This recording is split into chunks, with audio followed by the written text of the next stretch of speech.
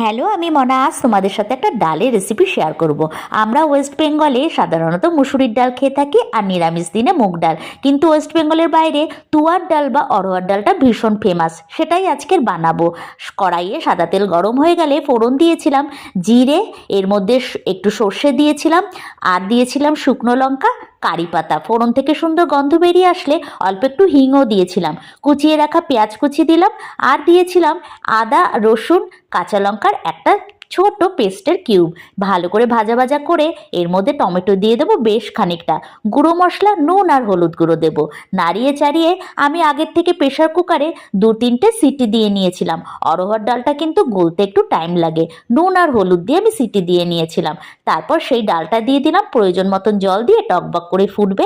নামানোর আগে ওপর থেকে দিয়েছিলাম ধনেপাতা কুচি, আর 1 চামচ ঘিও দিয়ে দিতে পারো তোমরা। ব্যাস, হয়ে যাবে অরহর ডাল।